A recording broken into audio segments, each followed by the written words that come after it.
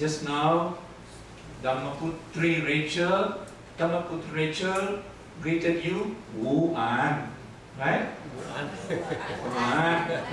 And then we are taught in school from small, good morning, good afternoon, good night. There is no meaning in this greeting, but we continue to use Wu An and Ni Hao, or what the other one is, Chou San. Chou San. There is no meaning. This is all the Western way of greeting each other. Today we are going to discuss Buddhist culture and civilization. So I thought I will spend a little bit more time today to try and bring a better appreciation and better understanding of Buddhist way of life, Buddhist thinking, and Buddhist culture and civilization.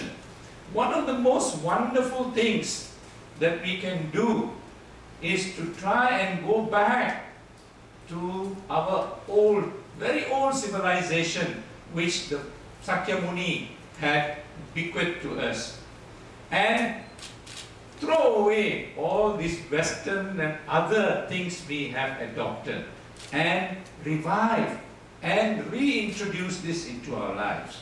So I'll always go around explaining why it is important we should greet each other Sukhi Hotu. There is nothing good about the morning. Every time you look at the newspapers or listen to the radio, you get all kinds of news of very bad, disturbing, upsetting things that happen all around the world, or even in your own country in Taiwan. So many things happen.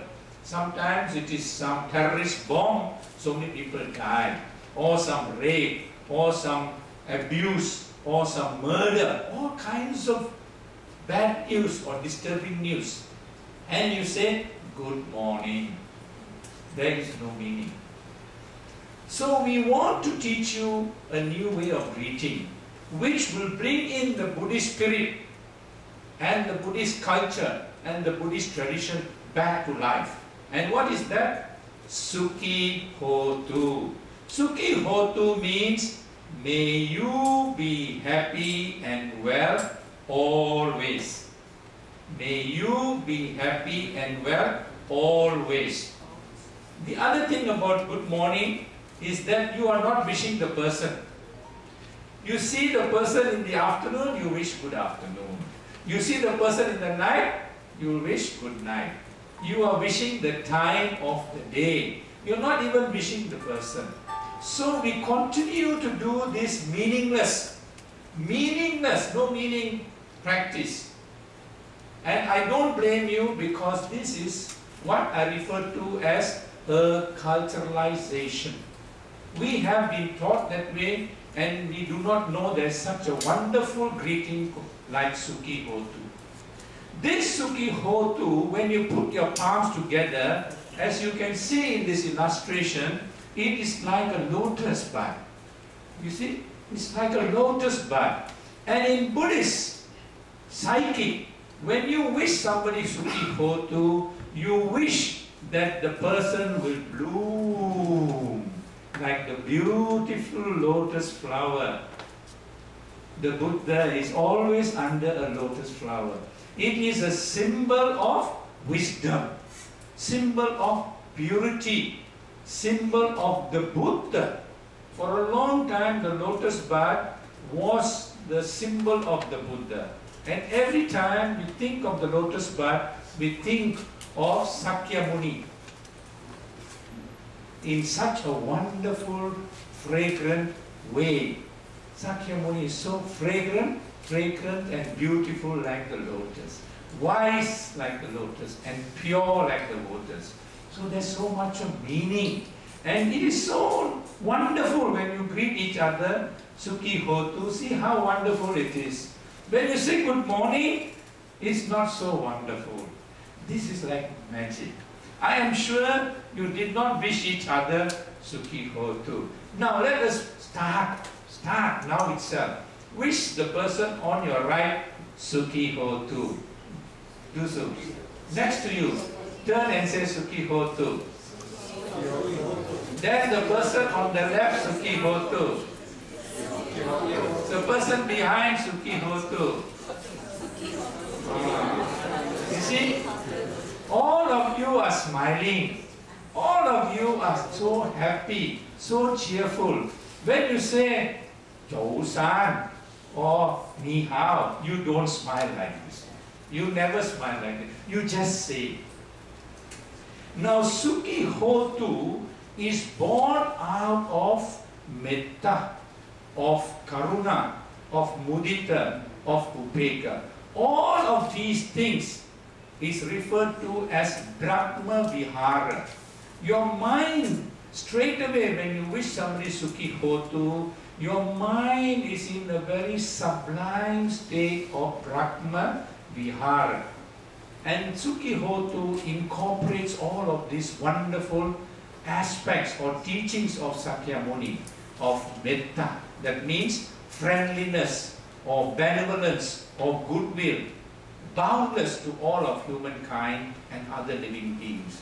Karuna, compassion. Mudita, altruistic joy. You find joy in other person's success or happiness. When somebody else is happy, you are also happy. Not envy, not jealousy, not avariciousness. Then upeka, you are equanimous.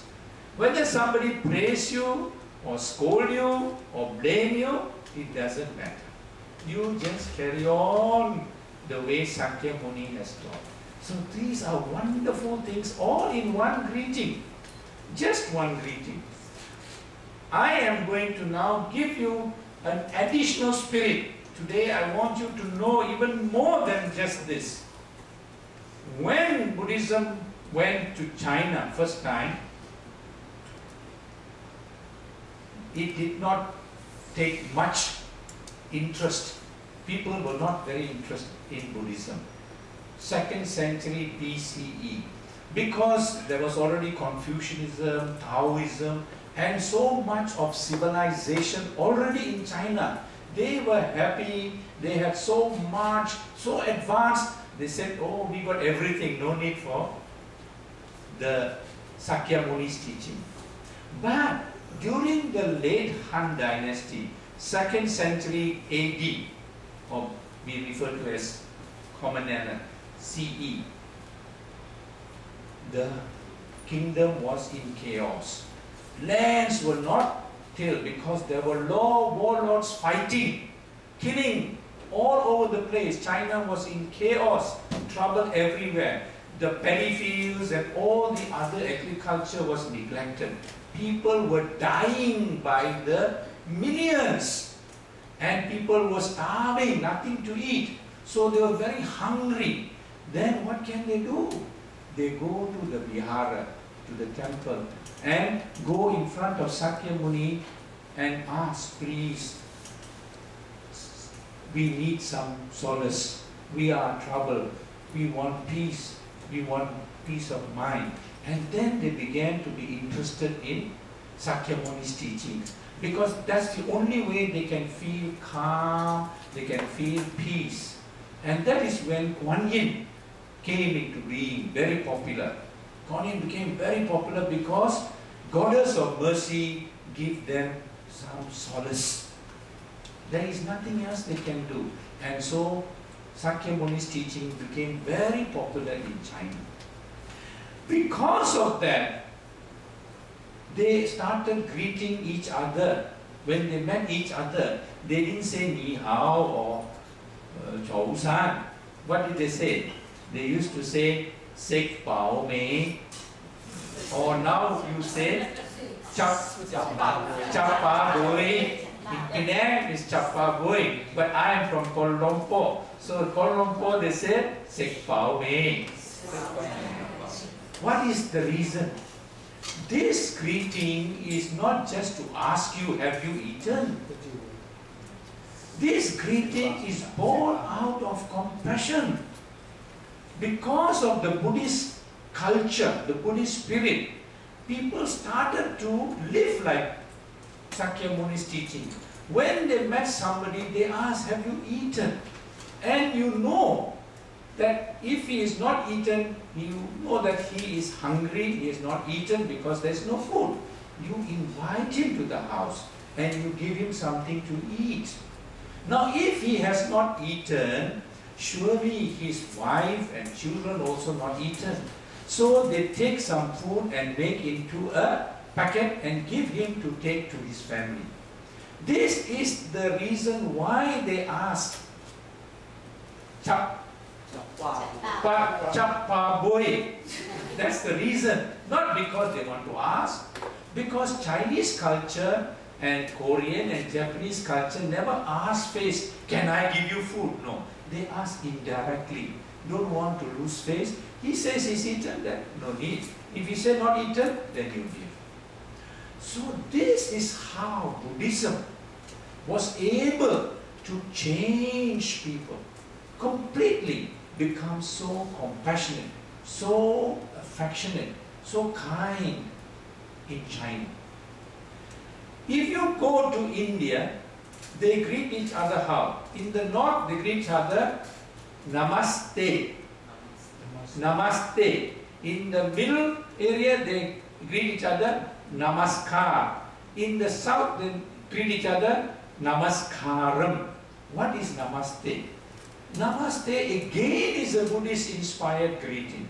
It is born out of Sakyamuni's teaching. Namaste means I honor you as another human being. I am a human being. I honor you. I respect you as a fellow human being. This is again because of the Buddha spirit, the Sakyamuni spirit, or the teachings of Sakyamuni now gone into the culture. And how do we namaste? How do we as Dhammaputris and Dhammaputras namaste? The first thing in the Theravada tradition is when you see the Sakyamuni statue and every day you say Namo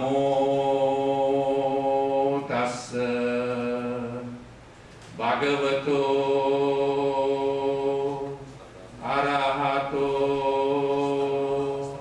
Samma Sambuddhassa. That is namaskar to the Buddha. You are paying respect, you are paying homage to the Buddha. That is how namaste, namaskar and namaskaram came. When you go to Japan today, how do they wish each other? Ohayo gozaimasu, konnichiwa, konbawa. Same, they started copying the European Western way. But the old Japanese Buddhist culture is O genki desu ka? O genki desu ka? Are you well and happy? What I want to drive home is that you go to every Buddhist traditional country or traditional Buddhist civilization, there is wonderful way of greeting. Beautiful way. I am a Sinhalese. My parents are from Sri Lanka. In Sri Lanka, they greet each other, Ayubowan. Like this, Ayubowan. May you have a long and happy life. It is not good morning. It is beautiful. These are things that can happen only in the Buddhist culture and civilization. That's why I've taken a little bit more time to explain the beauty of Sukhi. And when you wish